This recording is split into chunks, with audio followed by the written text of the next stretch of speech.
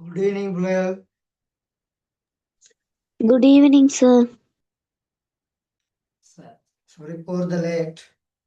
Computer, laptop கொஞ்சம் சிக்கலாயிட்டு. சரி, okay, எல்லாருக்கும் குட் ஈவினிங். எல்லாருக்கும் குட் ஈவினிங். லாஸ்ட் கிளாஸ்ல சமச்சீர் பாடம் முடிச்சாச்சு. இன்றைக்கு சொன்னேன் புது பாடம் தான் தொடங்குவேன்னு சொல்லி. அப்ப ஹெட்டிங் போட்டுக்கொள்ளுங்க, முக்கோணிகளும் நாட்பக்கல்களும். சரியா?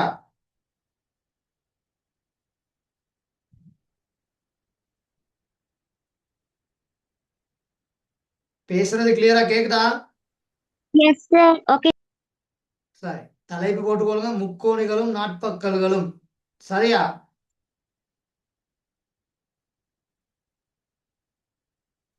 போட்டாச்சா? Sorry, sir. Okay, சரியா. sir. ஸ்கிரீன் எல்லாத்துக்கும் தெரியுது தானே? நான் பேசுறது எல்லாத்துக்கும் கிளியரா கேக்குது தானே? ஆமா சார். சரி, ஓகேயா? சரி, அப்ப இந்த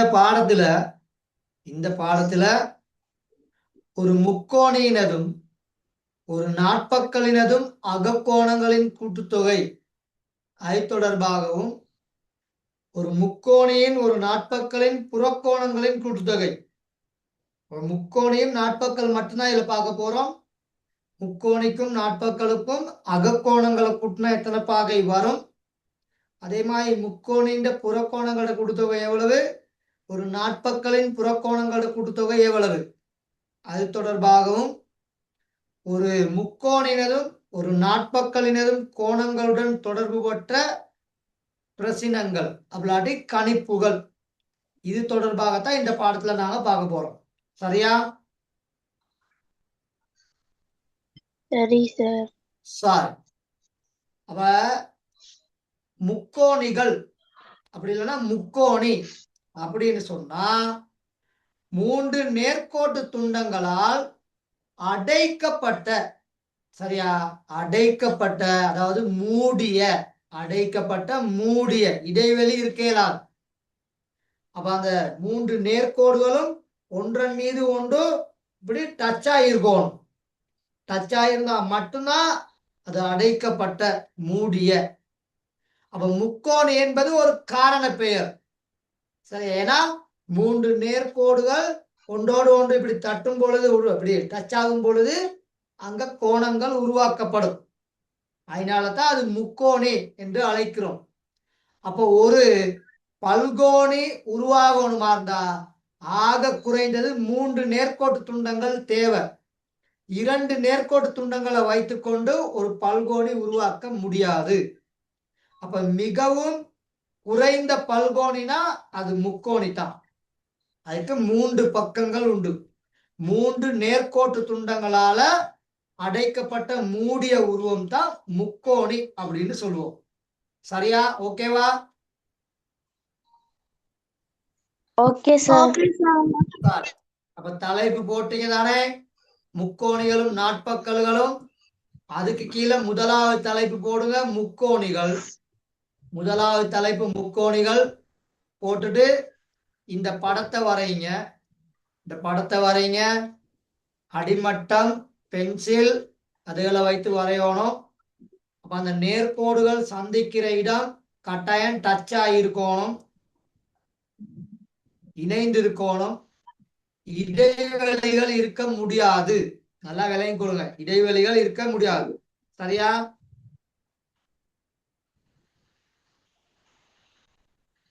சரியா மகன்? சரியா மகள்? சரி சார்.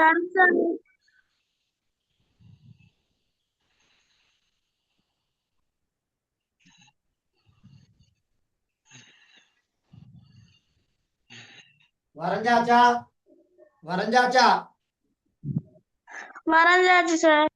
சார், அதுக்கு கீழே இந்த பாருங்க, இங்க மார்க் பண்றேன். 3 நேர்கோட்டு துண்டங்களால் அடைக்கப்பட்ட, சரியா, பல்கோணி முக்கோணி எனப்படும். அதை நோட் பண்ணுங்க. 3 நேர்கோட்டு துண்டங்களால் அடைக்கப்பட்ட பல்கோணி முக்கோணி எனப்படும். சரிதானே? சரி சார். சரி.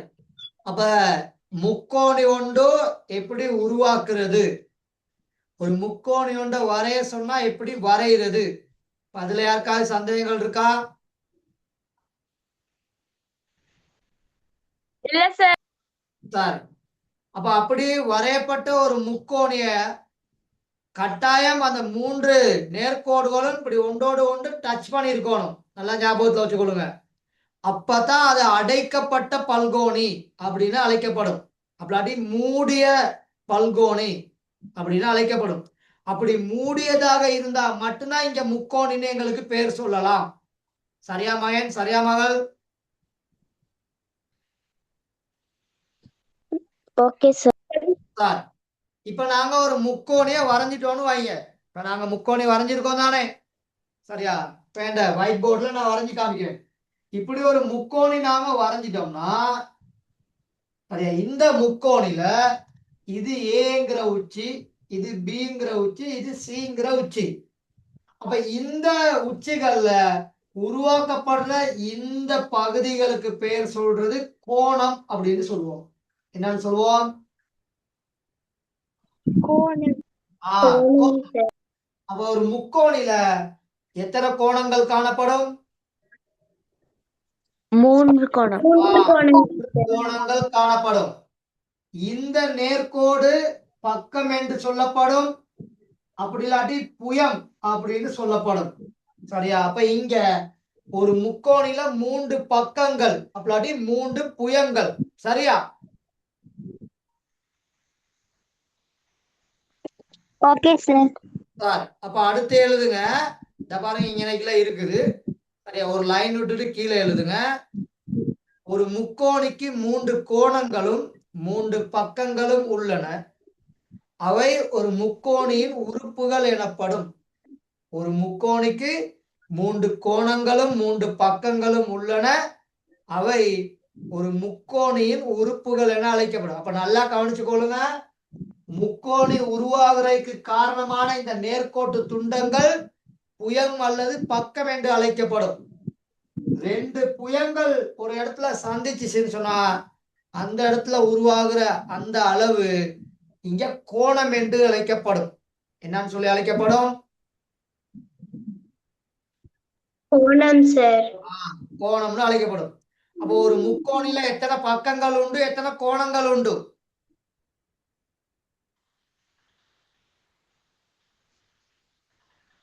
சொல்லுங்க. 3. 3 பக்கங்களும் 3 கோணங்களும் காணப்படும். ஒரு முக்கோணில 3 பக்கங்களும் 3 கோணங்களும் காணப்படும். சரிதானே? சரி சார். சார், இப்ப இது எல்லாருக்கும் கிளியரா? Clear sir. சார், இதுகள் நல்லா திரும்ப திரும்ப பார்த்து வச்சுக்கொள்ளுங்க. சார், இப்ப இந்த முக்கோணில 3 பக்கங்களும் 3 கோணங்களும் இருக்குன்னு சொல்லி எங்களுக்கு தெரியும். அப்ப இந்த பக்கங்களை நாங்க எந்தெந்த பக்கம் அப்படின்னு சொல்லி தனித்தனியா சொல்றதுக்கு, இந்த கோணங்களை எந்தெந்த கோணங்கள்னு தனித்தனியாக வேறுபடுத்தி காட்டுறதுக்கு மெக்ஸ்ல பயன்படுத்தப்படுகின்ற ஒரு முறை ஆங்கில பெரிய எழுத்துக்கள் கேபிட்டல் லெட்டர்ஸை பயன்படுத்தி அதுக்கான பெயர்களை நாங்க சொல்லுவோம். அப்ப இந்த முக்கோணி ஏபிசில 3 பக்கங்கள் இருக்குது. முதலாவது பக்கம் ஏபி, 2வது பக்கம் பிசி, 3வது பக்கம் ஏசி. இத பிஏ, இங்க சிஏ, இங்க சாரி பிசி, சிபி, இங்க சிஏ இப்படியும் சொல்லுவாங்க. ஆனா ஆங்கில அரிச்சுவடியில உள்ள அந்த ஓர்டர்ல சொல்லக்கல கொஞ்சம் அழகா இருக்கும், கொஞ்சம் குவாலிட்டியா இருக்கும், கவர்ச்சியா இருக்கும், தெளிவா இருக்கும். அப்ப ஏபி, பிசி, ஏசி எந்த எழுத்து முன்னுக்கு இருக்குதோ அந்த எழுத்தை முதல்ல வச்சு சொல்லும் பொழுது கொஞ்சம் குவாலிட்டியா இருக்கும். அதை கொஞ்சம் கவனிச்சு கொள்ளுங்க. அப்ப நான் எப்பயுமே பேசும் பொழுது ஆங்கில அரிச்சுவடியில எந்த எழுத்து முதல் இருக்குதோ அதை சொல்லித்தான் நான் சொல்லுவேன். நல்லா விளங்கி கொள்ளும். பிறகு நான் இப்படி இது பண்றேன்னு சொல்லக்கூடாது. அப்ப நான் தெளிவா தான் உங்களுக்கு சொல்றேன். அப்ப இந்த முக்கோணிக்கான பெயர் வந்து முக்கோணி ஏபிசி. ஏன்னா இங்க ஏபிசி, முக்கோணி பிக்யூஆர், முக்கோணி எக்ஸ்ஒய்செட், முக்கோணி கேஎல்எம். அப்படி அந்த ஆங்கில அரைச்சுவடியில 26 எழுத்துக்கள் இருக்கு தானே, அதுல அடுத்தடுத்து உள்ள அந்த 3 எழுத்துக்கள் இங்க பயன்படுத்தப்படும். சரியா? Okay sir. அப்ப நீங்க உங்களுக்கு ஒரு முக்கோணிய வரைஞ்சு அதுக்கு ஒரு பெயரிட சொல்லுவார். அப்ப பொருத்தமான எழுத்துக்களை அடுத்தடுத்து உள்ள எழுத்துக்களை நீங்க பயன்படுத்திக் கொள்ளணும். அதுதான் குவாலிட்டி, அதுதான் நல்லம். அப்ப அதுல இருந்து எங்களுக்கு ஆன்சர் பண்றதுக்கு ஈஸியா இருக்கும். அப்ப இங்க எங்களுக்கு அவரு ஏபிசிங்கிற முக்கோணியை தந்திருக்காரு. அப்ப இந்த ஏபிசிங்கிற முக்கோணில இந்த ஏபிங்கிறது ஒரு பக்கம், இந்த பிசிங்கிறது ஒரு பக்கம், இந்த ஏசிங்கிறது ஒரு பக்கம். அப்ப எத்தனை பக்கங்கள்? 3 பக்கங்கள் சார். 3 பக்கங்கள். இப்ப இதுல யாருக்காவது பிரச்சனை இருக்கா? No sir. சார், அப்ப எப்பயுமே பக்கங்கள் வந்து 2 எழுத்துக்களை பயன்படுத்தி சொல்லப்படும். பக்கங்கள் எத்தனை எழுத்துக்களை பயன்படுத்தி சொல்லப்படும்? 2 எழுத்துக்களை. 2 எழுத்துக்களை பயன்படுத்தி சொல்லப்படும். ஆனா கோணங்கள் 3 எழுத்துக்கள் பயன்படுத்துவாங்க. கோணம் வந்து 3 எழுத்துக்கள் பயன்படுத்துவாங்க. அந்த கோணத்துக்கான அடையாளம், இப்ப ஏபிசிங்கிற கோணத்தை எடுத்துக்கிறோமே, அந்த ஏபிசிங்கிற கோணத்துல இந்த பி கிட்ட உள்ள இந்த இப்படி கூர்மையான இந்த பகுதி இதுதான் இங்க பயன்படுத்தப்படுது மேல அடையாளமாக. அப்ப இத முதல்ல நாங்க சொல்லணும், கோணம் ஏபிசி. அப்ப முதல்ல அந்த கோணம்ங்கிற சொல் இங்க வருவார். அந்த கோணம்ங்கிற சொல் வந்து தான் ஏபிசிய நாங்க சொல்லுவோம். ஏபிசி கோணம்னு சொல்றது இல்லை, நல்லா விலையும் கொள்ளும். கோணம் ஏபிசின்னு சொல்றது தான் பொருத்தமானது. அப்ப கோணம் ஏபிசி, கோணம் பிஏசி, அதே மாதிரி கோணம் சரியா ஏசிபி அப்படின்னு அழகா சொல்லுவோம். அப்ப கோணம் ஏபிசி, அதே மாதிரி கோணம் ஏசிபி, அதே மாதிரி கோணம் பிஏசி, இப்படி அழகா பொருத்தமாக சொல்றதுக்கு தெரிஞ்சிருக்கும். சரியா மகன்? சரியா மகள்? Okay sir. சார், அப்ப எழுதி கொள்ளுங்க. இந்த இதை எழுதாதீங்க, சரியா? அது தேவையான ஓர்டரா எழுதியிருக்கிறத மட்டும் எழுதுங்க. சரியா? முக்கோணி ஏபிசியில் எழுதி காமிக்கிறேன். முக்கோணி ஏபிசியில்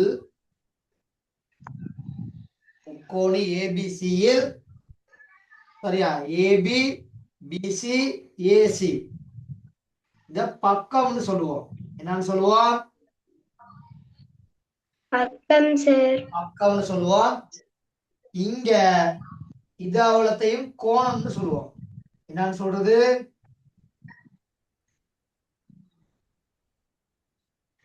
கோணம். சரியா?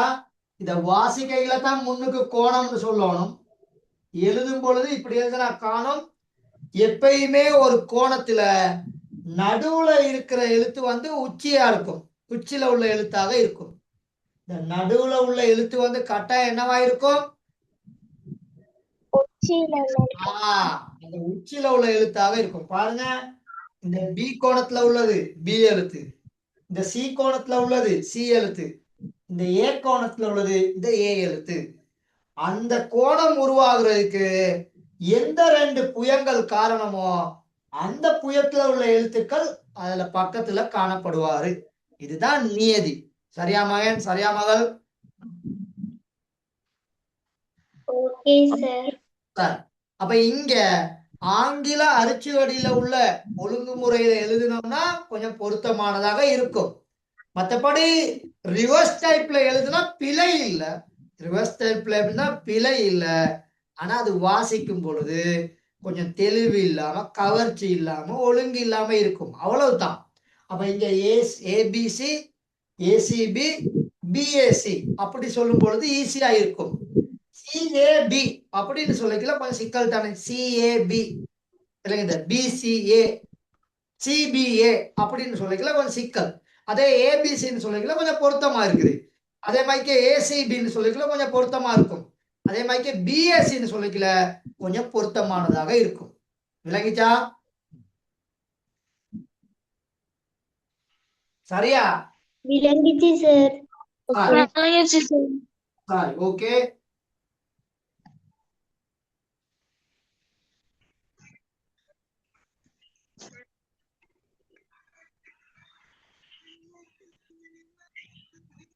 அதே மாதிரி இந்த முக்கோணையை கொஞ்சம் பாருங்க. இது பி, இது கியூ, இது ஆர். அப்ப பக்கம் சொல்லுங்க, பக்கம் PQ, PQ, QR, QR, PR. Sir. சரியா? ஓகேவா? Okay sir. அதே மாதிரி கோணம், முதலாவது கோணம் வந்து PQR. ஓகே. ஓகே. இரண்டாவது கோணம் PRQ.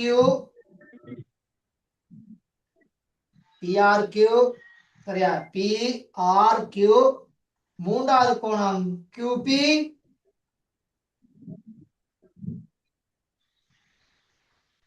சொல்லுங்க, மூன்றாவது கோணம் QP. QPR sir. QPR. இப்போ ஓகேவா? இதுல யாருக்காவது பிரச்சனை இருக்கா?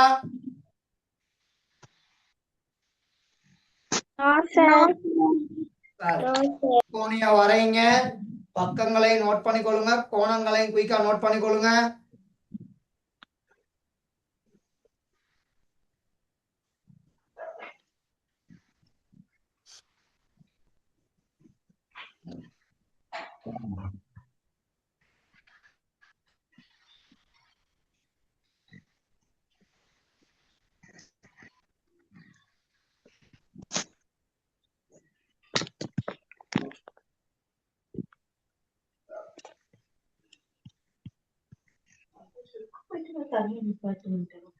சரியா மகன்? சரியா மகள்?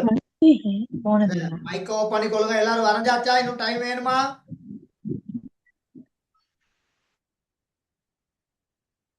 மைக்க ஆஃப் பண்ணிக்கொள்ளுங்க. மைக் ஆன் பண்ணா தயவு செய்து அடுத்தது கிளாஸ் ரூமுக்கு வந்தா லெஃப்ட் ஆகாதீங்க. ஏதாவது விஷயங்கள் எடுத்துக்கொள்ள எடுத்துக்கொண்டு போய்கொள்ளுங்க. சரி, நோட் பண்ணிட்டீங்களா? இன்னும் டைம் வேணுமா?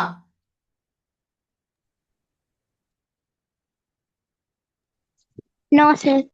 சரி, இப்ப இந்த முக்கோணிய பக்கங்கள் வைஸாவும் பிரிக்க இயலும், எங்களுக்கு கோணங்கள் வைஸாவும் எங்களுக்கு பிரிக்க இயலும். சரியா மகன்? சரியா மகள்?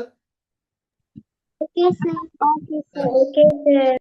சரி, குயிக்கா வரைஞ்சு கொள்ளுங்க. குயிக்கா வரைஞ்சு கொள்ளுங்க.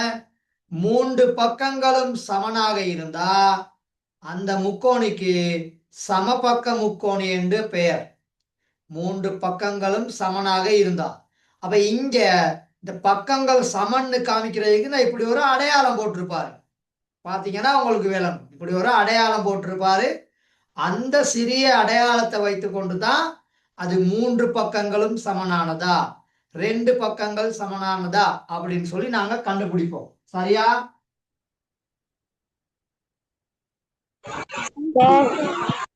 Okay sir.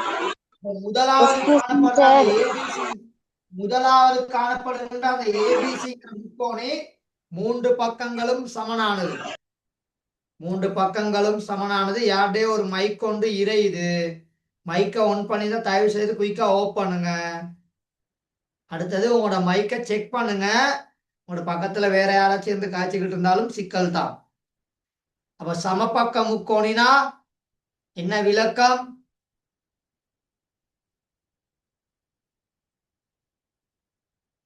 சமபக்க முக்கோணி சமம் சார். பக்கங்களிலும் நீளங்கள் மூன்று பக்கங்களோட நீளங்களும் சமனாக காணப்படும். மூன்று பக்கங்களும் சமன். அதுதான் அதுக்கான காரணம், விளக்கம். அடுத்து இரு சமபக்க முக்கோணினா இரு பக்கங்களும் சமம். ஏதாவது ரெண்டு பக்கங்கள் சமனாகி காணப்படும். ஏதாவது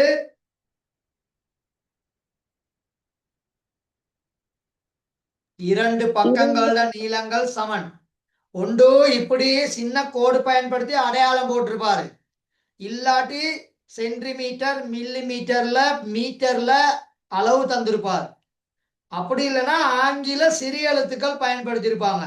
ரெண்டு பக்கத்துக்குமே எக்ஸ் போட்டிருப்பாரு, ரெண்டு பக்கத்துக்குமே ஏ போட்டிருப்பாரு. அப்படி போட்டாலும் ஓகே. சரியா மகன்? சரியா மகள்? Okay sir. இத வரைஞ்சாச்சா?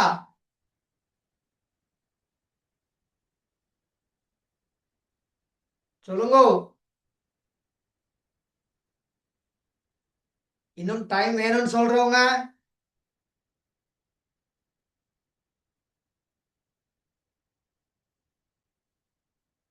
நீங்க பதில் சொல்லலைன்னா வரைஞ்சிட்டீங்கன்னு நினைச்சிருவேன். வரைஞ்சாச்சு சார். No sir. ஓகே, அப்படி சொல்லிடணும். வரையலைன்னா குயிக்கா சொல்லிடணும். ஒரு 1 மினிட் தரலாம். கொஞ்சம் குயிக் பண்ணுங்க. ஒரு 1 மினிட் தரேன்.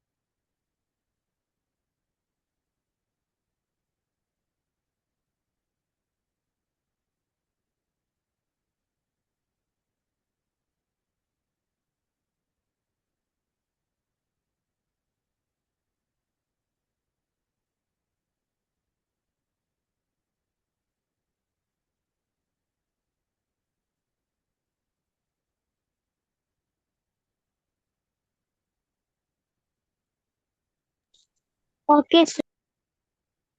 இன்னும் டைம் வேணுமா? No sir. சரி, அப்ப இப்ப இதுல எல்லாருக்கும் கிளியர் தானே?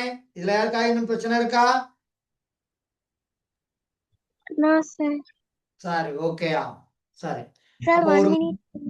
ஓகே, ஒரு முக்கோணில 3 பக்கங்களும் சொல்லுங்க. ஒரு முக்கோணில 3 பக்கங்களும் நீளங்கள் சமன். 3 பக்கங்களும் நீளங்கள் சமனாயிருந்தா அந்த முக்கோணிக்கு என்ன பெயர்? சமபக்க முக்கோணம். சமபக்க முக்கோணம். சமபக்க முக்கோணி. ஒரு முக்கோணில 2 பக்கங்களோட நீளங்கள் சமனாயிருந்தா இரு சமபக்க. இரு சமபக்க முக்கோணி. என்ன பக்க முக்கோணின்னு சொல்லுவோம்? இரு சமபக்க. இரு சமபக்க முக்கோணி. இப்ப சமபக்க முக்கோணியா இருந்தா அதுல உள்ள ஒரு பண்பு சொல்லுங்க. 3 பக்கங்களுமே சமனாக காணப்படும் சார். Very good. 3 பக்கங்களும் சமனாக காணப்படும். அதே மாதிரி ஒரு இருசம பக்க முக்கோணியா இருந்தா 2 பக்கங்கள் சமனாக காணப்படும். 2 பக்கங்கள் சமனாக காணப்படும். சரி, இதுல யாருக்கும் பிரச்சனை இல்லை தானே? இப்ப எல்லாருக்கும் கிளியர் தானே? Clear sir. சரி, ஓகேயா? சரி, இப்ப அடுத்து பாருங்க. 3 பக்கங்களுமே சமன் இல்லாம இருக்கும். 3 பக்கங்களுமே சமன் இல்லாம, அப்போ ஒவ்வொரு பக்கமும் ஒவ்வொரு நீளமாக காணப்படும், அளவுல வித்தியாசமா. அப்ப இங்க எந்த அடையாளமும் இருக்காது, எந்த குறியீடும் இருக்காது. ஒவ்வொரு பக்கத்துக்கும் ஒவ்வொரு அளவுகள் போட்டிருப்பாங்க. அந்த பக்கத்துக்கு சொல்றது சமனில் பக்க முக்கோணி. அந்த அணைக்குள்ள இல்லைன்னா வந்திருக்கும் சமனில் பக்க முக்கோணி. அப்ப சமன் இல்லாத, சமனற்ற அப்படின்னு சொல்லி விளங்கிக் கொள்ளும். சரியா? குயிக்கா வரைங்க. அடுத்து அதுல உள்ள எல்லா கோணங்களும் சரியா 90 பாகை விட குறைவா இருந்தா கூறுங்கோணம். சரியா? ஒரு முக்கோணில ஏதாவது ஒரு கோணம் 90 பாகை விட அதிகமாயிருந்தா விரிகோணம். ஒரு முக்கோணில ஒரு கோணம் 90 பாகையா இருந்தா செங்கோண முக்கோணி. அப்ப கோணத்தை வைத்து 3 வகையா பிரிக்கலாம். குறுங்கோண முக்கோணி, விரிகோண முக்கோணி, செங்கோண முக்கோணி. சரியா? ஓகேவா?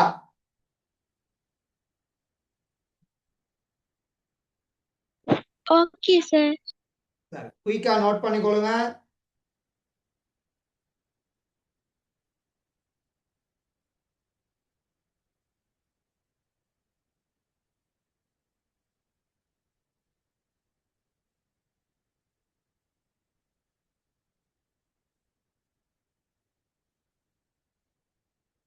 கொஞ்சம் வேகமா வரையணும்.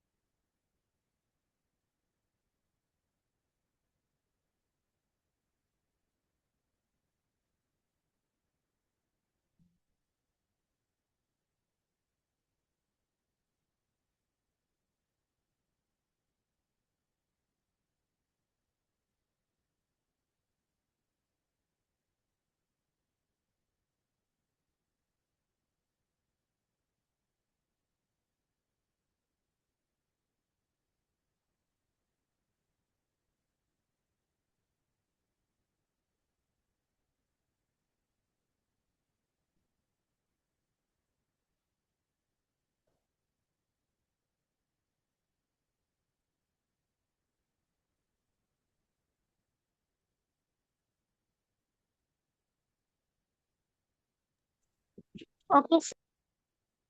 எல்லாரும் வரைஞ்சிட்டியா? இன்னும் டைம் வேணுமா?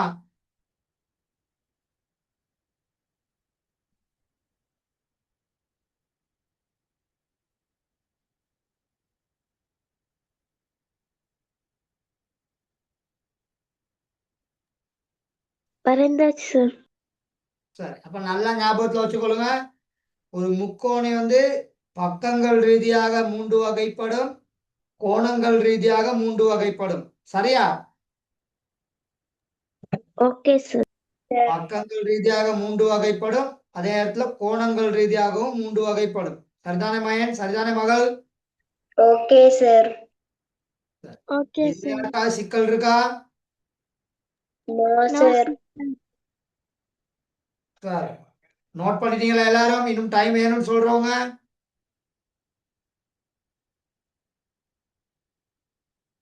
சொல்லுங்க. இன்னும் டைம் வேணுமா யாருக்காவது? வேண்டாம், sir. சரியா? சரி, அப்ப நாங்க இவ்வளவு நேரம் பார்த்தது ஒரு முக்கோணி என்றால் என்ன, ஒரு முக்கோணில எத்தனை கோணங்கள் காணப்படும், எத்தனை பக்கங்கள் காணப்படும், ஒரு முக்கோணி எங்களுக்கு தந்திருந்தா அதுல உள்ள பக்கங்களை எப்படி பெயரிட்டு காட்டலாம், அதுல உள்ள கோணங்களை எப்படி பெயரிட்டு காட்டலாம். ஓகே? Okay, sir. சரி, okay, sir. டிஸ்பிளே ஸ்கிரீன்ல ஒரு பயிற்சி போட்டிருக்கேன். டக்குன்னு செய்யுங்க பாப்போம். படத்தை வரைந்து குயிக்கா செய்யுங்க பாப்போம். உருவில் காணப்படும் முக்கோணியின் 3 பக்கங்களையும் 3 கோணங்களையும் பெயரிட்டு எழுதுக. பெயரிட்டு எழுதுக. படத்தை வரைந்து கேள்வியை நோட் பண்ணி தான் ஆன்சர் பண்ணணும். சரியா?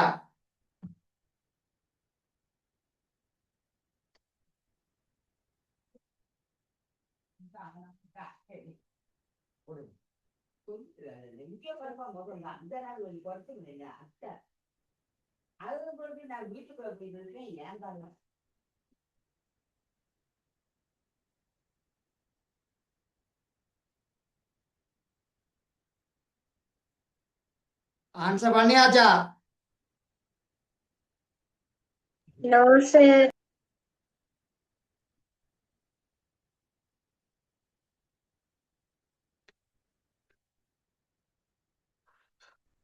சாரி, கொஞ்சம் குயிக் பண்ணுங்க.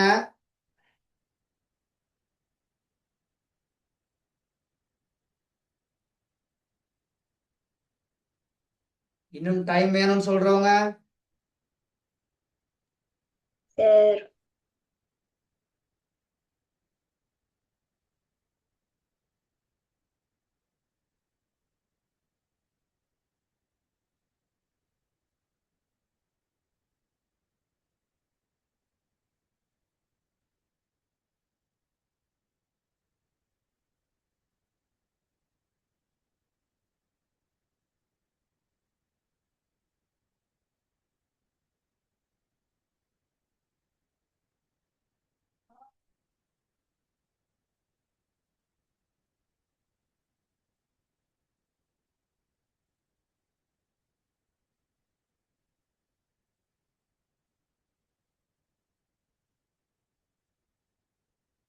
சார். அப்ப நாங்க பார்ப்போம். தந்திருக்க முக்கோணி KLM. அப்ப அதுல உள்ள பக்கங்களை நாங்க எழுதினோம்னா முதலாவது பக்கம் KL, ரெண்டாவது பக்கம் LM, மூன்றாவது பக்கம் KM. இப்படி 3 பக்கங்கள். சரியா மகன்? சரியா மகள்? Okay, sir. கோணங்கள் ரீதியா பாத்தீங்கன்னா KLM ஒரு கோணம், அப்புறம் LMK ரெண்டாவது கோணம்.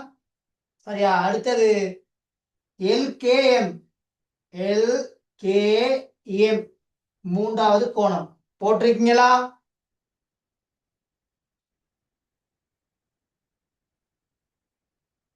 போட்டிருக்கீங்களா? Yes, sir. Yes, sir. Yes, sir. சரி, இப்படி பக்கங்கள் மூண்டையும் கோணங்கள் மூண்டையும் எழுதியிருந்தா சரி போட்டுக்கொள்ளுங்க. பக்கங்கள் மூண்டையும் கோணங்கள் மூண்டையும் எழுதியிருந்தா சரி போட்டுக்கொள்ளுங்க.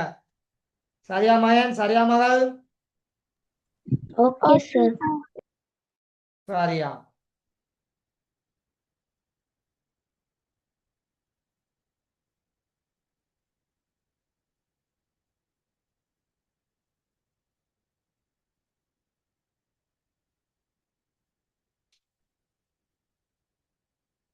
அடுத்த கேள்வி போமா? Okay, sir. சரி, அப்ப அடுத்த தலைப்பு. சரியா? அடுத்த தலைப்பு ஒரு முக்கோணியின் அகக்கோணங்களின் கூட்டுத்தொகை. போட்டுக்கொள்ளுங்க தலைப்பு, ஒரு முக்கோணியின் அகக்கோணங்களின் கூட்டுத்தொகை. அப்ப நீங்க இந்த தமிழ்ல படிச்சிருப்பீங்க. அகம்னா என்ன? அகம்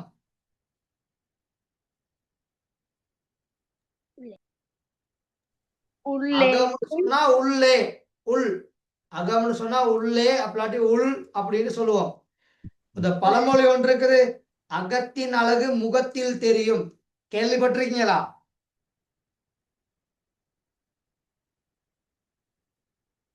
Yes, sir.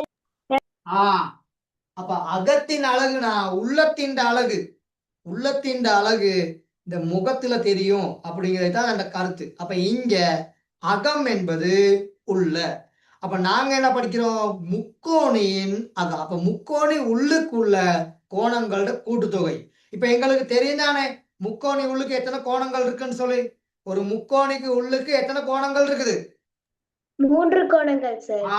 3 கோணங்கள். அப்ப அந்த 3 கோணங்களோட கூட்டுத்தொகைய எண் பெருமானத்துல எவ்வளவு அப்படின்னு கண்டுபிடிக்க வேலையை தான் இப்ப நாங்க செய்ய போறோம். சரியா? சரி, அப்ப தலைப்பை போட்டுட்டு இந்த படத்தை வரைங்க.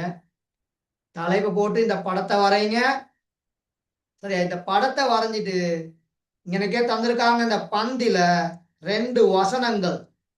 முதலாவது வசனத்தை இப்படி ஸ்டார்ல எழுதுங்க. அடுத்து 2வது வசனத்தை ஒரு லைன் விட்டுட்டு அடுத்த ஸ்டார்ல இப்படி எழுதுங்க.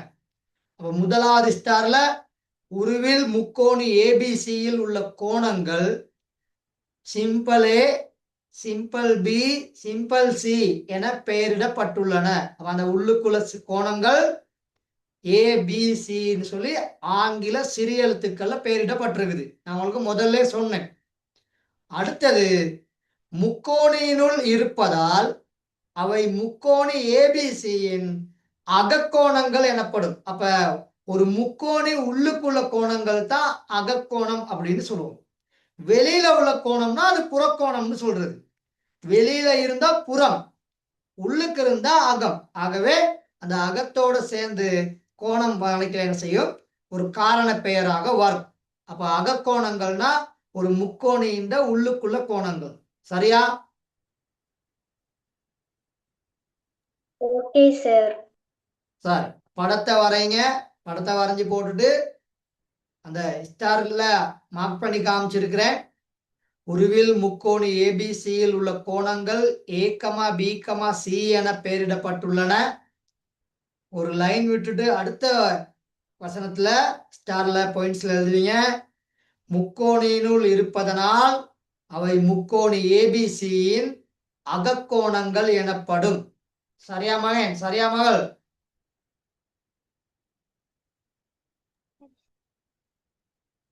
ஓகேவா? ஓகே சார் இப்ப இதுல யாருக்காவது பிரச்சனை இருக்கா?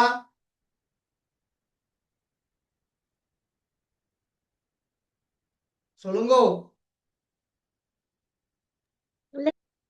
சார். அப்ப எல்லாருக்கும் இப்ப கிளியர் தானே?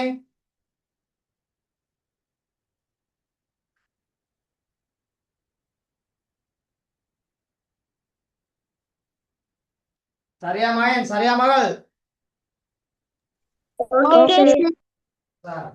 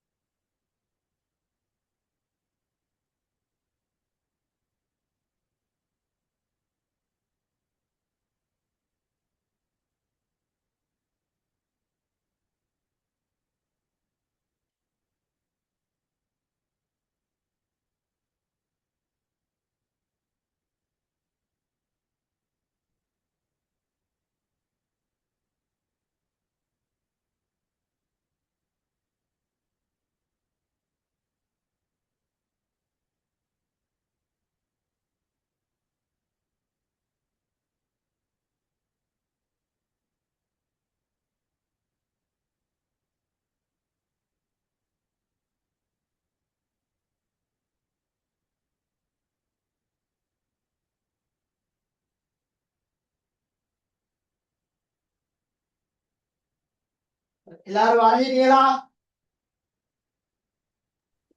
Yes sir.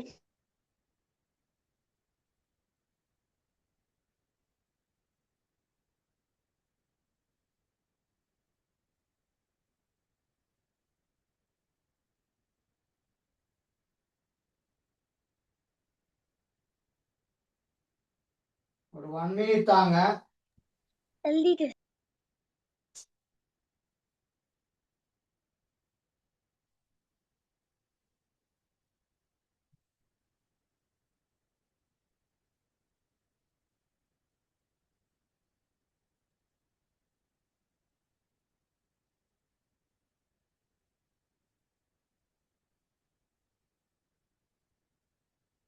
சார் இப்ப நான் இப்படி ஒரு ஏ4 எடுத்திருக்கேன். இப்படி ஒரு ஏ4 எடுத்திருக்கேன். இப்ப இந்த ஒயிட் கலர் ஏப்போ வந்து இருக்குது. சரியா மகன்? ஒயிட் கலர் ஏப்போ வந்து இருக்குது. ஓகே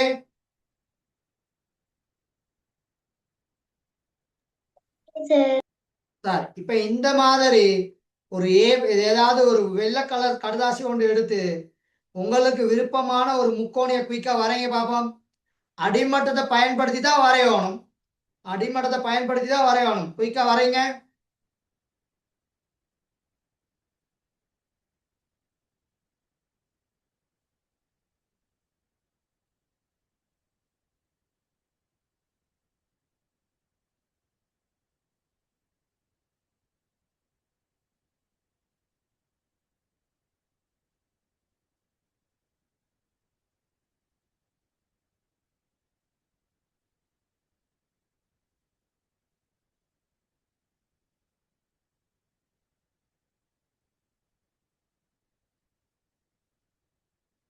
வரைஞ்சிட்டீங்களா?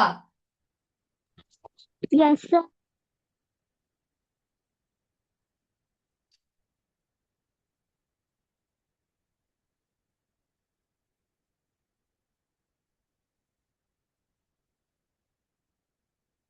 இந்த மாய்க்க வரைஞ்சிருக்கீங்களா? இந்த மாதிரி இந்த மாதிரி வரைஞ்சிருக்கீங்களா?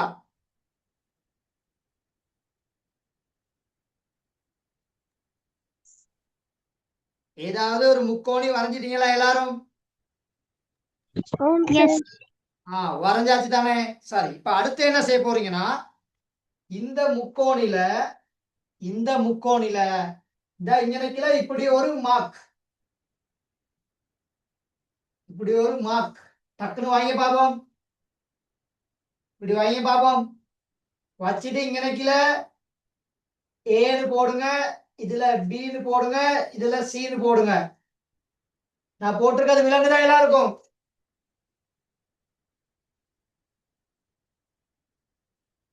நான் போட்டிருக்கிறது விளங்குதா? Yes, sir. சொல்லுங்க மகள், விளங்குதா எல்லாருக்கும்? விளங்குது sir. சரி, இப்ப என்ன செய்ய போறோம்னா, ஒரு கத்தரிக்கோல்ல அதை வெட்டி எடுக்க போறோம். ஒரு கத்தரிக்கோல்ல இத வெட்டி அகற்ற போறோம்.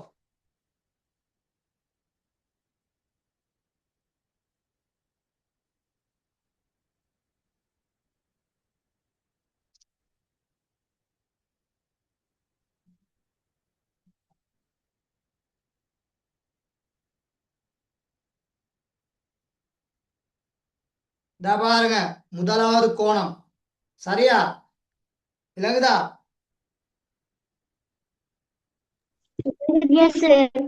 சரி, அந்த மாதிரி குயிக்கா எல்லாரும் வெட்டி எடுக்க பார்ப்போம்.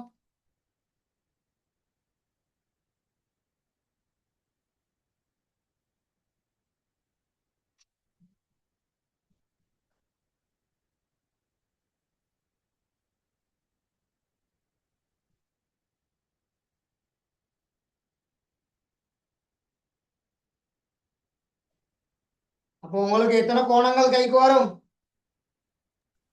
மூன்று 3 கோணங்கள். கோணங்கள் உங்களுக்கு கைக்கு இருக்கணும். வேகமா செய்யணும், நீட்டா செய்யணும்.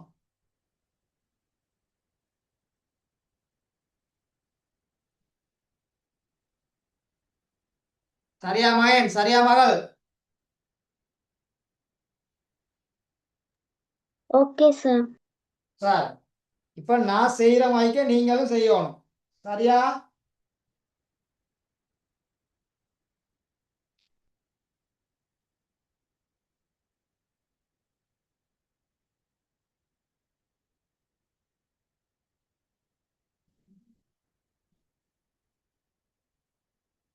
சரி. உங்களுக்கு விளங்கணுங்கிறதுக்காக வேண்டி இந்த தாளை இப்படி ஒட்டிக்கிறேன். அப்பதான் உங்களுக்கு நீட்டா விளங்கும். சரியா? நான் ஒட்டியிருக்கிறது விளங்குதா? விளங்குது sir. சார், இப்ப என்ன செய்ய போறேன்டா,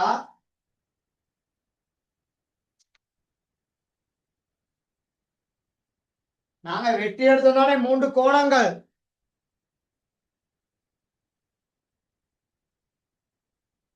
மகள், Yes, sir. வெட்டி எடுத்த அந்த 3 கோணத்தை கணக்கா இதுல கொண்டு போயிட்டு ஒட்ட போறோம். இப்ப முதலாவது கோணம் இந்தா இருக்குது. இதா இருக்குது முதலாவது கோணம். அப்ப அதுல அந்த பின் சைடுக்கு தான் கம்ம பூசணும்.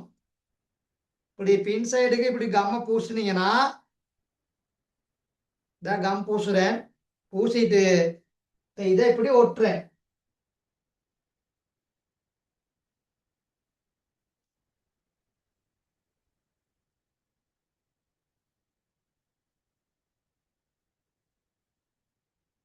சரியா? ஓகேவா? Okay, sir. சரி, இப்ப நீங்களும் செய்யலாம். ட்ரை பண்ணி பாருங்க.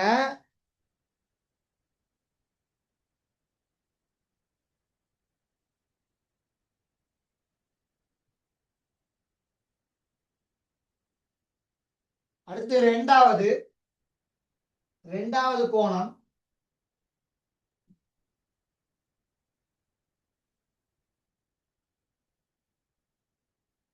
ஓகேவா?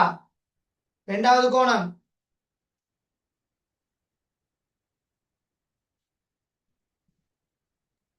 Okay, sir. சார்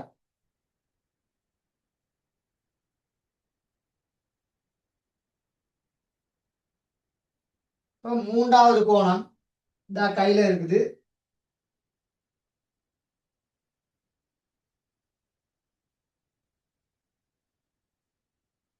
இப்ப என்ன நடந்திருக்குது?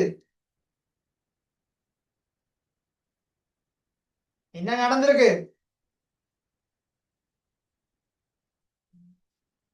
சொல்லுங்க.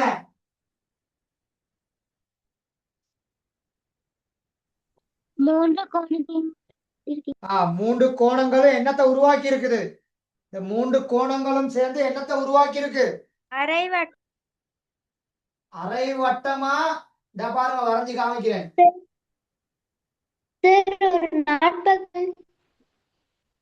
இப்படி இந்த மூன்று கோடுகளையும் இப்படி சேர்த்து, இப்படி இந்த மூன்று பக்க கோணங்களையும் இப்படி சேர்த்து இப்படி வரைஞ்சா எங்களுக்கு என்ன கிடைக்கும்? நேர்கோடு. நேர்கோடு. அப்ப நேர்கோடு ஒன்றின் கோணம் எத்தனை பாகை? 180. 180 பாகை. ஒரு நேர்கோடு ஒன்றின் கூட்டுத்தொகை எத்தனை பாகை? 180. 180 பாகை. அப்ப இதுல இருந்து நாங்க எடுக்கக்கூடிய முடிவு என்ன? முக்கோணியின் அகக்கோணங்களின் கூட்டுத்தொகை 180. Very good. ஒரு முக்கோணி ஒன்றின் அகக்கோணங்கள் மூன்றையும் கூட்டினா சரியா அது எத்தனை பாகைக்கு சமனாக இருக்கும்? 180 பாகை. 180 பாகைக்கு சமனாக இருக்கும். இப்ப கிளியரா எல்லாருக்கும்?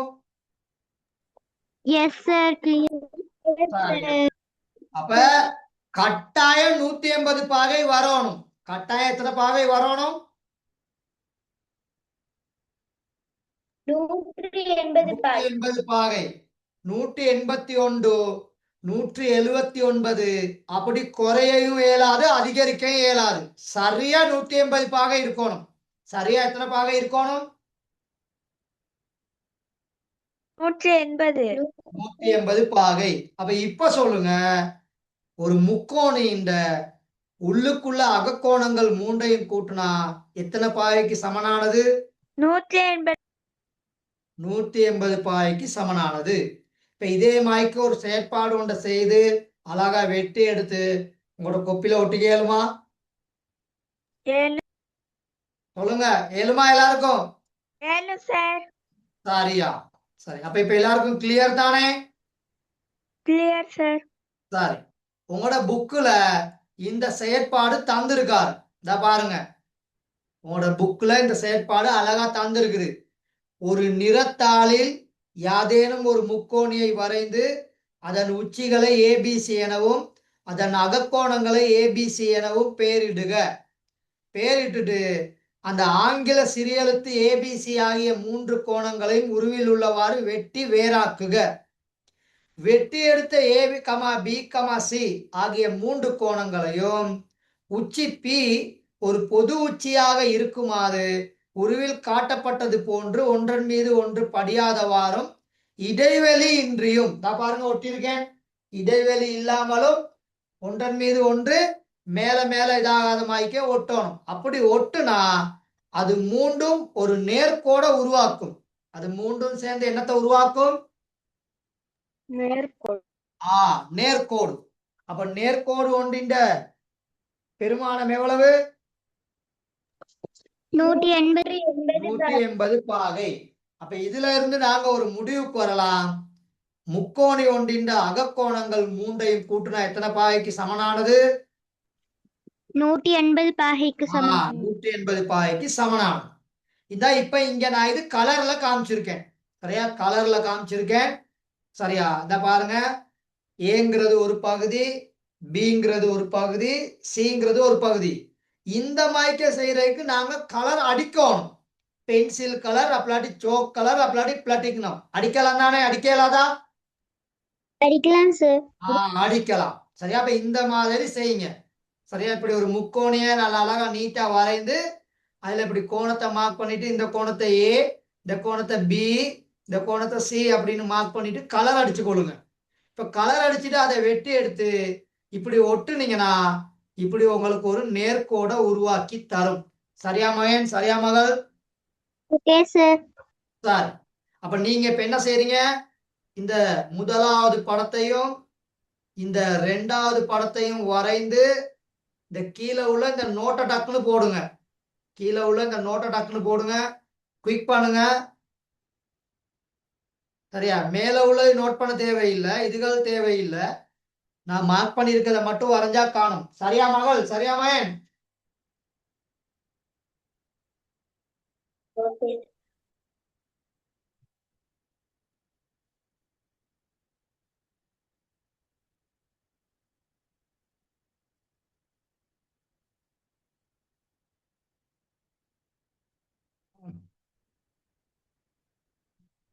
அப்போ ஒரு முக்கோணின்ற 3 கோணங்களை கூட்டினா எத்தனை வரும்னு இப்ப எல்லாருக்கும் கிளியர் தானே?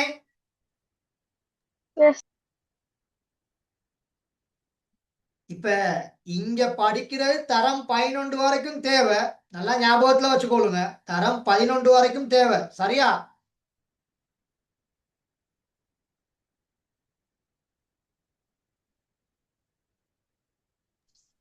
ஓகே சார், அப்ப முதலாவது படத்தை வரையணும். பிறகு நீங்க அதுக்கு நிறந்தீட்டு கொள்ளுங்க. ரெண்டாவது படத்தையும் வரைந்து அதுக்கு நிறந்தீட்டு கொள்ளுங்க. பிறகு வச்சிருப்பீங்க தானே நிறங்கள். சரியா? அப்ப வெட்டி எடுத்த ஏ கமா பி கமா சி ஆகிய 3 கோணங்களையும் உருவில் உள்ளவாறு ஒரு நேர்கோட்டில் புள்ளி ஓவில் வைப்பதன் மூலம் 3 கோணங்களையும் கூட்டினா 180 காணலாம். எத்தனை காணலாம்?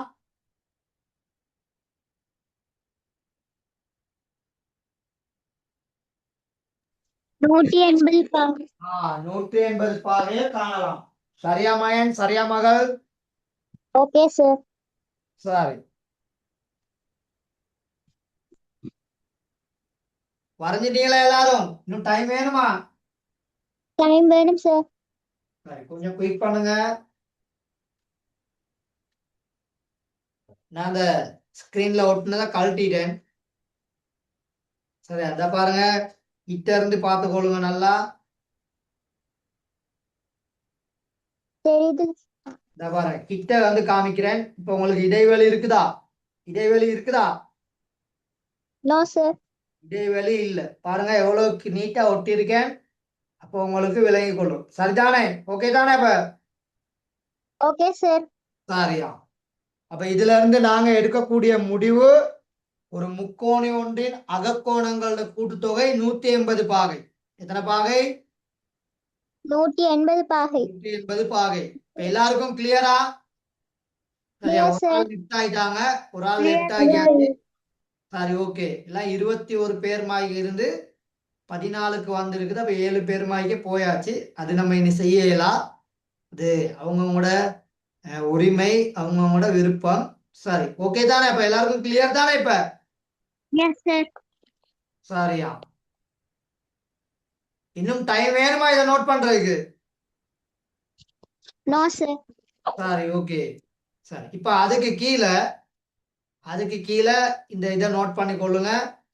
ஒரு நேர்கோட்டின் மீது உள்ள ஒரு புள்ளியில் இருக்கும் கோணங்களின் கூட்டுத்தொகை 180 ஆகையால் முக்கோணியின் 3 அகக்கோணங்களினதும் கூட்டுத்தொகையும் 180 பாகை என முடிவு செய்யலாம். ஒரு நேர்கோட்டின் மீதுள்ள ஒரு புள்ளியில் இருக்கும் கோணங்களின் கூட்டுத்தொகை 180 பாகை ஆகையால் முக்கோணியின் 3 அகக்கோணங்களினதும் கூட்டுத்தொகையும் 180 பாகை என முடிவு செய்யலாம். சரியா மகன்? சரியா மகள்? ஓகே. சரி, வேகமா அதை நோட் பண்ணிக்கொள்ளுங்க.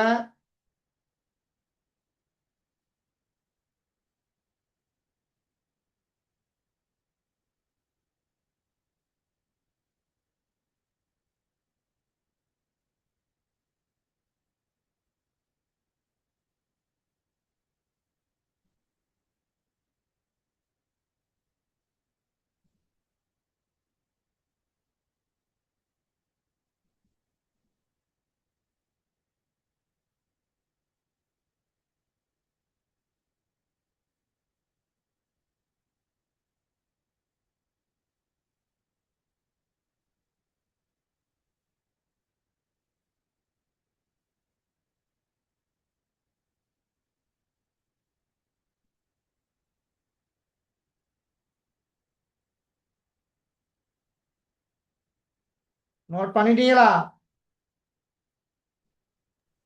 Yes, sir. சரி. அப்ப இப்ப எல்லாருக்கும் கிளியர் தானே? இப்ப இன்னும் யாருக்காவது பிரச்சனை இருக்கா? Clear, sir. சரியா? நோட் பண்றதுக்கு இன்னும் டைம் வேணுமா? No, sir. சரி, ஓகே. சரி, அப்ப இதையும் நோட் பண்ணிக்கொள்ளுங்க. ஒரு முக்கோணியின் 3 அகக்கோணங்களினதும் கூட்டுத்தொகை 180 பாகை ஆகும். ஒரு முக்கோணியின் 3 அகக்கோணங்களின் கூட்டுத்தொகை 180 பாகை ஆகும். அப்ப 3 கோணங்களையும் கூட்டினா 180 பாகை. அப்ப 2 கோணங்கள் தெரிஞ்சா மீதி உள்ள அந்த ஒரு கோணத்தை எங்களுக்கு காண முடியுமா? Yes, sir. காண முடியும். அந்த 2 கோணத்தையும் கூட்டி போட்டு 180 பாகையில இருந்து கழிச்சா அந்த தெரியாத கோணத்தை என்ன செய்யலாம்? காணலாம். இப்ப 3 பக்கங்களும் சமனா இருந்தா அப்ப அந்த 3 பக்கங்களும் சமனான முக்கோணின் 3 கோணங்களும் எப்படி இருக்கும்? 60 பாகையா இருக்கும்.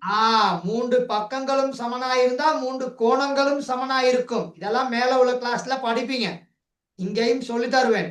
அப்ப 3 கோணங்களும் சமனா இருந்தா 180 3ஆல பிரிச்சு விட்டா ஒரு கோணம் எத்தனை வரும்? 60 பாகை. 60 பாகை வரும். அப்ப இதெல்லாம் இனிமே தான் படிக்க போறோம். இதெல்லாம் இதுக்கு பிற்பாடு நாங்க பார்க்க போறோம். சரியா? Okay, sir. சரி, இந்த நோட் பண்ணியாச்சா? Yes, sir. சரி, ஓகேயா? சரி, இப்ப இங்க பாருங்க. உங்களுக்கு ஒரு உதாரணம். சரியா? ஸ்கிரீன் தெரியுதா எல்லாருக்கும்? Yes, sir. சரி, பாருங்க. இந்த உருவில 3 கோணங்களை அவங்க என்ன செஞ்சிருக்காங்க? காமிச்சிருக்காங்க. சரியா? ஏல உள்ள கோணம் 35 பாகை, பில உள்ள கோணம் எக்ஸ், சில உள்ள கோணம் 45 பாகை. அப்ப இந்த எக்ஸ் இந்த பெருமானத்தை என்ன சொல்லியிருக்காரு?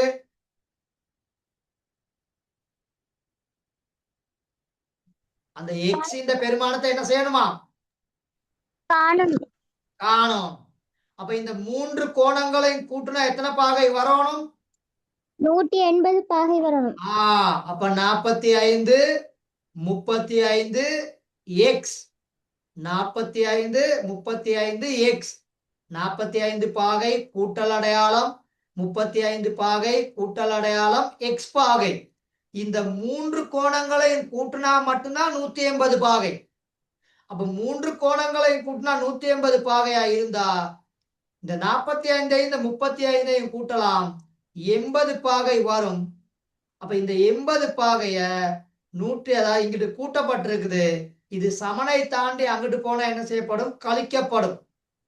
எந்த ஒரு கணியமும் வலது பக்கம் இருந்து சமனை தாண்டி இடது பக்கம் போனா, இடது பக்கம் இருந்து சமனை தாண்டி வலது பக்கம் போனா அதோட குறி கட்டாயம் மாறணும். இது மேக்ஸ்ல உள்ள ஒரு விதிமுறை.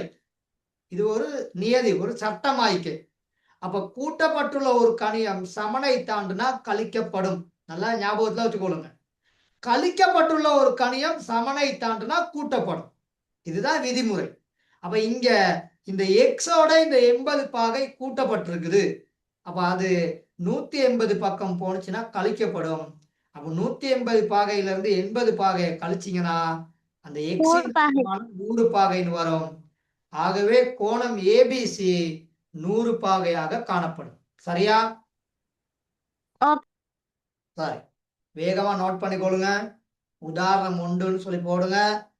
உருவில் கோணம் ஏபிசியின் பெருமானத்தை காண்க. அதை நோட் பண்ணுங்க. அந்த முக்கோணின் படத்தை வரைங்க. கீழே எப்படி விடைய கண்டிருக்காங்க? ஒரு முக்கோணின் அகக்கோணங்களோட கூட்டுத்தொகை 180 பாகை ஆகையால் 3 கோணங்களையும் கூட்டினா 180க்கு சமனாக இருக்கும். அதுல இருந்து எக்ஸின் பெருமானத்தை கண்டா 100 பாகைன்னு வரும்.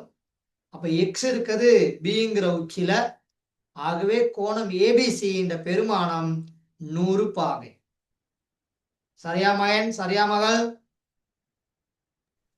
Okay, sir.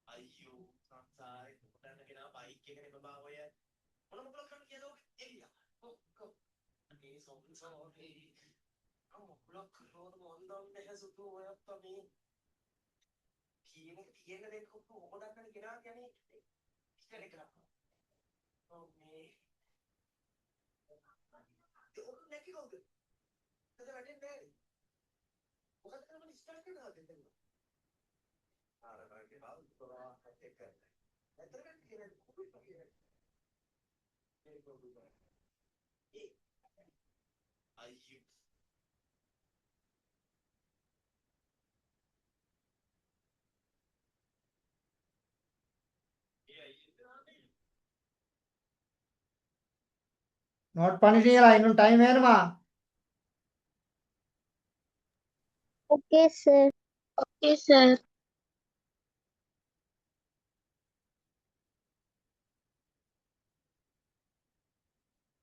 சரி, அப்ப இப்ப எல்லாருக்கும் கிளியர் தானே? இன்னும் யாருக்காவது விளங்காம இருக்கா?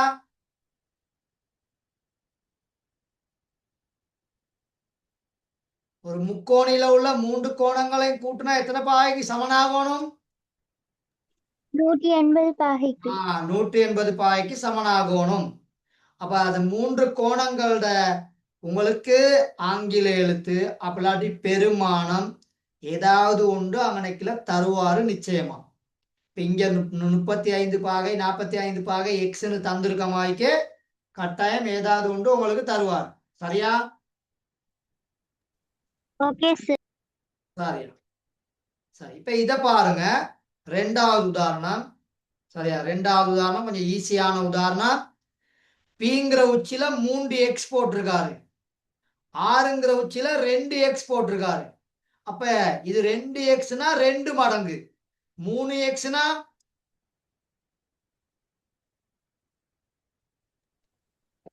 2 எக்ஸ்னா எக்ஸ் 2 எக்ஸ்னா எக்ஸின் 2 மடங்கு. 3 எக்ஸ்னா இங்க நிக்கல எக்ஸின் 3 மடங்கு. நல்லா விலையும் கொள்ளுங்க. இப்ப இந்த கியூ கிட்ட ஒரு அடையாளம் போட்டிருக்காரு. நாங்க ஏற்கனவே இது படிச்சிருக்கிறோம். அப்ப இந்த கியூ கிட்ட Yes, உள்ள sir. இந்த அடையாளம் செங்கோணம் 90 பாகை. செங்கோணம். அப்ப செங்கோணம்னா இது எத்தனை பாகை? 90 பாகை. 90 பாகை. அப்ப நல்லா ஞாபகத்துல வச்சுக்கொள்ளுங்க. இந்த 3 எக்ஸையும் இந்த 2 எக்ஸையும் இந்த 90ஐயும் கூட்டினா அது எத்தனை பாகைக்கு சமனாகும்?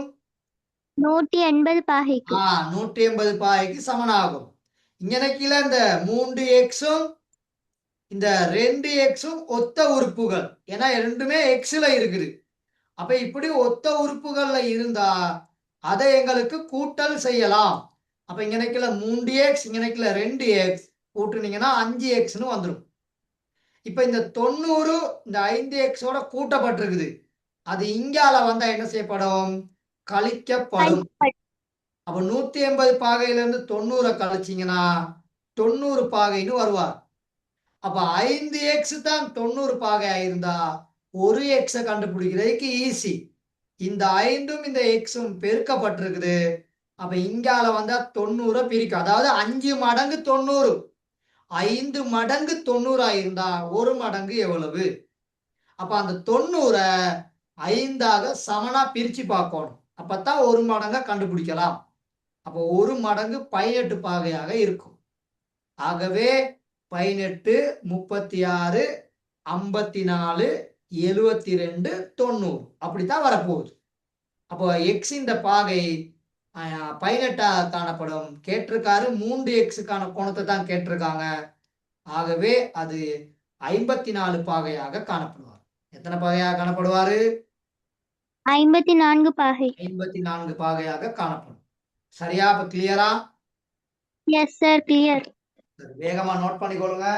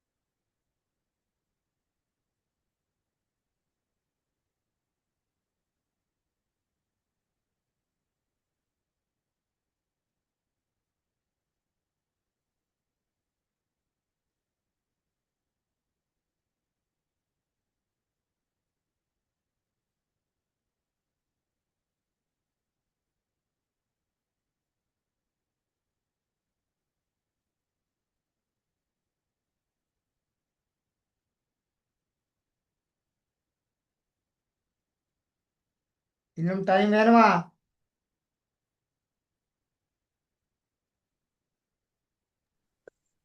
தேவையில்ல சார். சரி. அப்ப இப்ப எல்லாருக்கும் கிளியரா? ஒரு முக்கோணியில 3 நேர்கோடுகள் காணப்படும். அந்த 3 நேர்கோடுகளை நாங்க மூடுனோம்னா ஒரு முக்கோணி உருவாகும். அப்படி உருவாகுனா 3 கோணங்கள் 3 பக்கங்கள். அந்த 3 கோணங்களை வெட்டி எடுத்து நாங்க அதன் விளிம்பு உச்சிகள் பொருந்தக்கூடிய மாய்க்க ஒன்றுக்கு மேல ஒன்று படாம இடைவெளி இல்லாம சரியா வச்சு ஒட்டுனோம்னா ஒரு நேர்கோடு உருவாகும். ஒரு நேர்கோணம். அப்ப நேர்கோணம் ஒன்றின் கூட்டுத்தொகை 180 பாகை.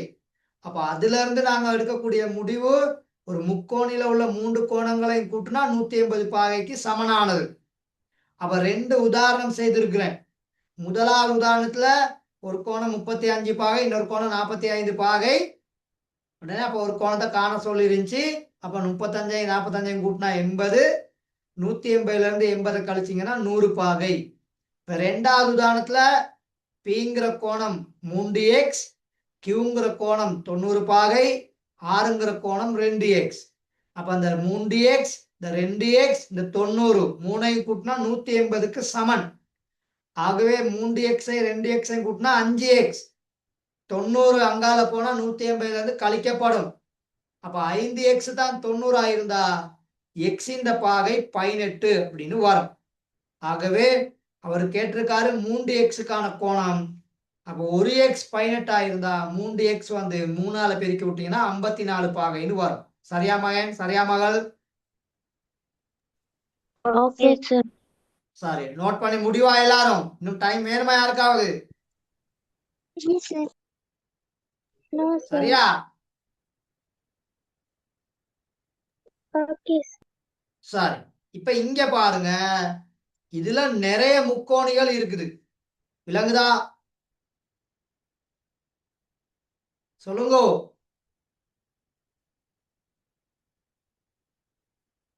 இருக்கா? எஸ்.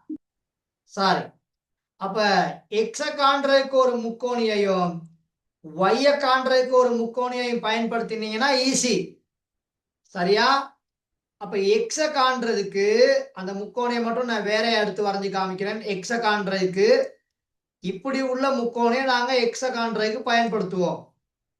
அப்ப இப்படி உள்ள முக்கோணியை நாங்க எக்ஸ காண்றதுக்கு பயன்படுத்தினா இந்த இடத்துல 30 பாகை. சரிதானே மகள்? 30 தானே இருக்குது. Yes sir. இந்த இலக்குல எக்ஸ் இருக்குது. இந்த இலக்குல 85 பாகை இருக்குது. எத்தனை பாகை இருக்குது? 85 பாகை. 85. அப்ப 85ஐயும் 30ஐயும் கூட்டினா எத்தனை? 115. 115 பாகை. அப்ப எக்ஸ கண்டுபிடிக்கணுமா இருந்தா நீங்க என்ன செய்யலாம்? 115 கழிச்சு விட்டுறலாம். 2 பக்கமும் 115 கழிக்கலாம். அப்படி இல்லாட்டி இந்த 115 சமனை தாண்டி இங்கிட்டு கொண்டு வரலாம். 180 பாகையில இருந்து 115 கழிச்சிங்கன்னா எக்ஸ் இந்த பெருமானம் 65 பாகைன்னு வரும். சரியா? Okay sir. சரியா? ஓகேவா? சரி, ஓகே சார். அடுத்து ஒய்ய கண்டுபிடிக்கிறதுக்கு மத்த பக்கம் உள்ள முக்கோணியை நீங்க பயன்படுத்தணும். அப்ப மத்த பக்கம் உள்ள முக்கோணியை பயன்படுத்திக்கல இந்த இடத்துல 80 பாகை கொடுத்திருக்கிறாரு. இங்கனக்குல நாங்க கண்டிருக்கோம் 65 பாகை. இந்த இடத்துல நாங்க எக்ஸுக்கு கண்டிருக்கோம் 65 பாகை. அப்ப இங்கதான் இருக்குது ஒய். சரியா மகள்? சரியா மகன்? Okay sir. அப்ப 80 பாகையும் 65 பாகையும் என்ன செய்யணும்? கூட்டணும். கூட்டணும். அப்ப 80 பாகையும் 65ஐயும் கூட்டுனீங்கன்னா எத்தனை பாகை வருது? 145 பாகை. 145 பாகை. அப்ப ஒய் இந்த பெருமானத்தை கண்டுபிடிக்கணுமா இருந்தா 180 பாகையில இருந்து 145 பாகை என்ன செய்யணும்? கழிக்கணும். கழிக்கணும். அப்ப கழிச்சீங்கன்னா ஒய் இந்த பெருமானம் 35 பாகைன்னு வரும். எத்தனை பாகைன்னு வரும்? 35. 35 பாகை அப்படின்னு சொல்லி வரும். சரி, அப்ப இதை நோட் பண்ணிக்கொள்ளலாம் தானே? பிரச்சனை இல்லையே. Yes, sir. சரி, இது உங்களோட புக்ல இருக்குது. நீங்க டைம் எடுத்து வேணாலும் நோட் பண்ணிக்கொள்ள முடியும். சரி, இப்ப நோட் பண்ணிக்கொள்றனாலும் நோட் பண்ணிக்கொள்ள முடியும். அதுல எனக்கு எந்த ஆட்சேபனையும் இல்லை. சரியா மகள்? சரியா மகன்? Okay, sir. சரி, அப்ப நான் அன்னைக்குல ஒரு 20 நிமிஷம் லேட் ஆகி தான் வந்தேன். சரியா? அப்ப நான் இங்க நினைக்கல ஒரு 10-15 நிமிஷம் நின்று செஞ்சுட்டு போகலாம் அப்படிங்கிறது தான் என் ஐடியா. உங்களோட ஐடியா என்ன?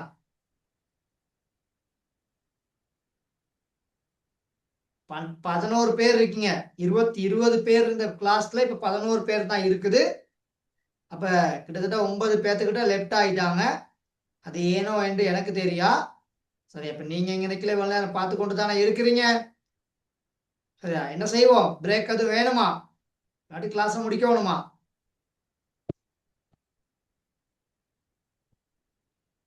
சொல்லுங்க. செய்வோம், sir. சரியா, இதை நோட் பண்ணுங்க வேகமா. கொஞ்சம் வேகமா இதை நோட் பண்ணுங்க.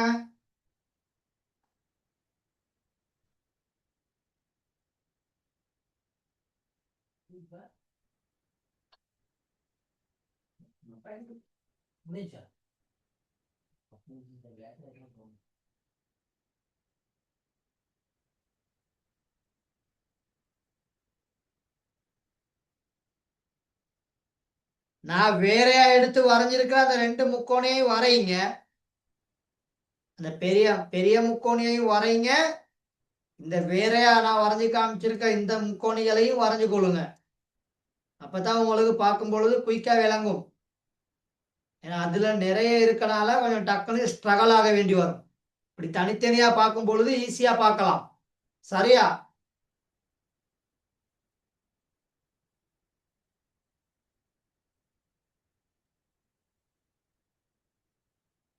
சரிதானே மகள்? சரிதானே மகன்?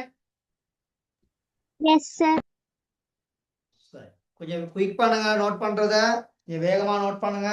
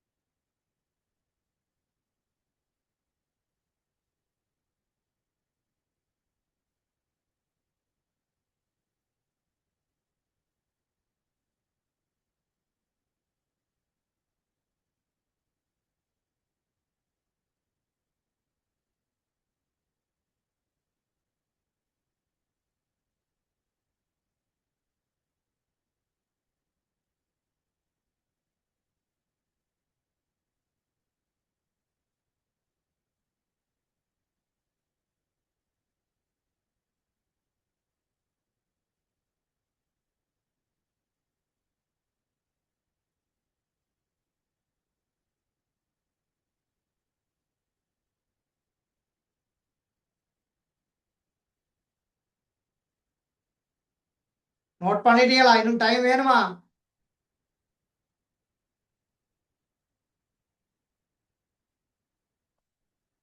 மகள், மகன், இன்னும் டைம் வேணுமா? வரைஞ்சு எழுதிட்டேன், sir. இன்னும் டைம் வேணும்னு சொல்றவங்க?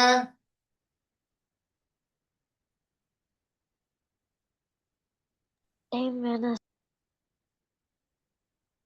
சரி, அப்ப எல்லாருக்கும் கிளியர் தானே இப்ப? Clear, sir.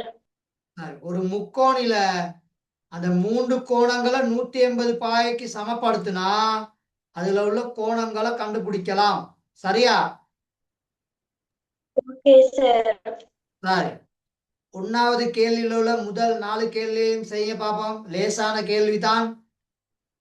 இந்த 1வது கேள்வியில உள்ள முதல் 4 கேள்வியையும் செய்ய பார்ப்போம் வேகமா. படத்தை வரைந்து செய்யுங்க. கேள்வி எழுதி படத்தை வரைந்து செய்யுங்க. ஒரு 5 நிமிஷம் தாரேன்.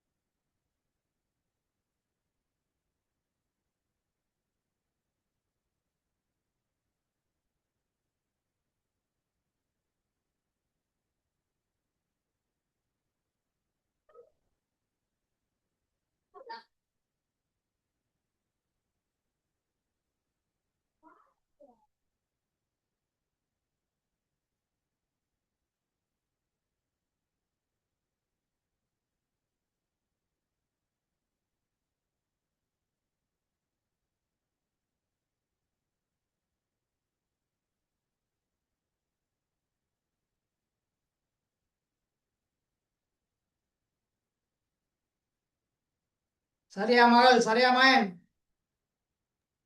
Okay sir. இன்னும் டைம் வேணுமா யாருக்காவது? முதல் நாளை செய்ததுக்கு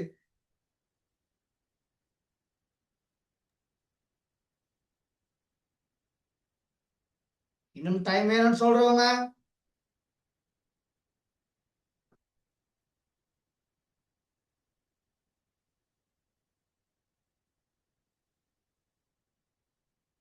ஓகேவா? பாப்போமா?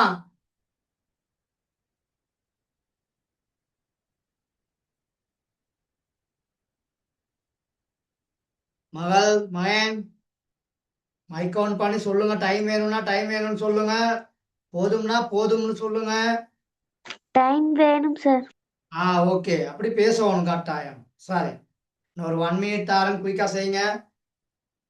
1 மினிட் தாரன்.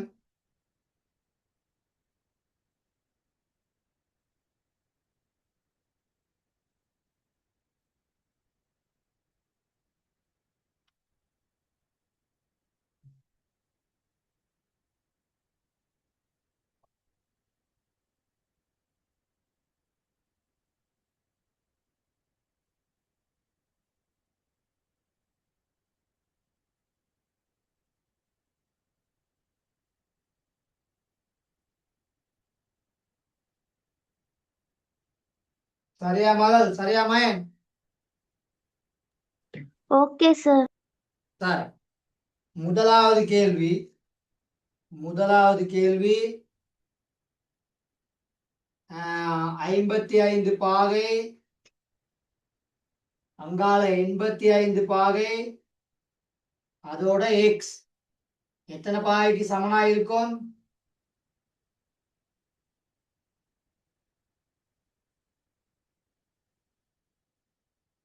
எத்தனை பாகைக்கு சமனா இருக்கும்?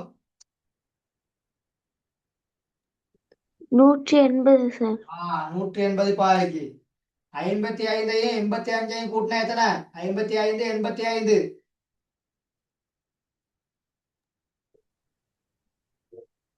140, sir. 140 பாகை. ஆகவே எக்ஸ கண்டுபிடிக்கணுமா இருந்தா 180ல இருந்து 140 என்ன செய்யணும்? கழிக்கணும். கழிக்கணும். அப்ப எக்ஸ் எவ்வளவு? எக்ஸ் எத்தனை பாகை? 40 பாகை, sir. ஓகே. எக்ஸ் வந்து 40 பாகை. வந்திருக்கா எல்லாருக்கும் ஆன்சர்? எக்ஸ் வந்து 40 பாகை. Yes, sir. சரி. Yes, sir. இப்போ 1வது கேள்விக்கு எக்ஸுக்கு வந்து 40 பாகை போட்டிருந்தா சரி போட்டுக்கொள்ளுங்க. இன்னைக்குல 40 பாகை. அதே மாதிரிக்கே 2வது கேள்வியில சரியா எக்ஸின் பாகை 47 வந்திருக்கணும். வந்திருக்கா 47? ஆம், sir.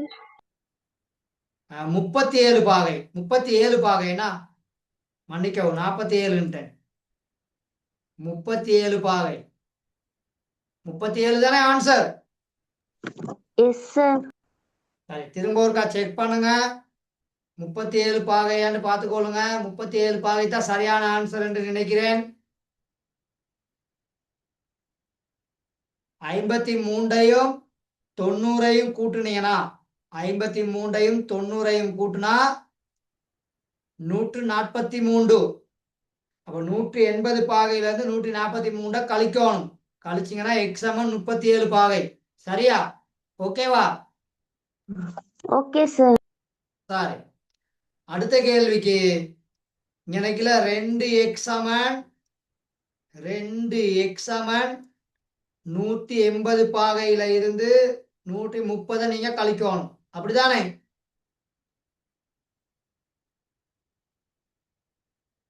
அப்ப கழிச்சீங்கன்னா 2x வந்து 50 பாகை. அப்ப 2x 50 பாகையா இருந்தா எக்ஸ் எவ்வளவு? 25 பாகை. எக்ஸ் வந்து 25 பாகை. எக்ஸ் வந்து 25 பாகை. வந்திருக்கா எல்லாத்துக்கும் ஆன்சர்? எக்ஸ் வந்து 25 பாகை. Yes, sir. சார், அடுத்த கேள்வியில எக்ஸ் எத்தனை பாகை?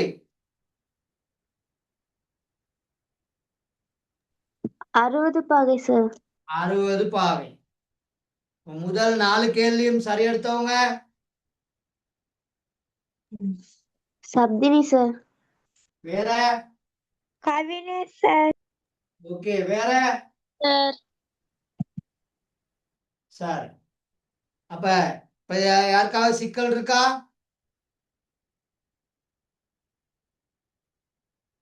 சொல்லுங்க.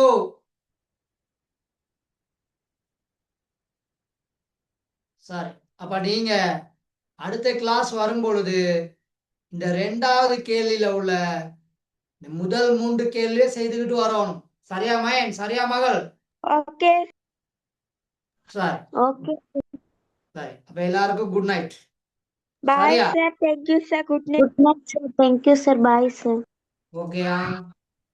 ஓகே.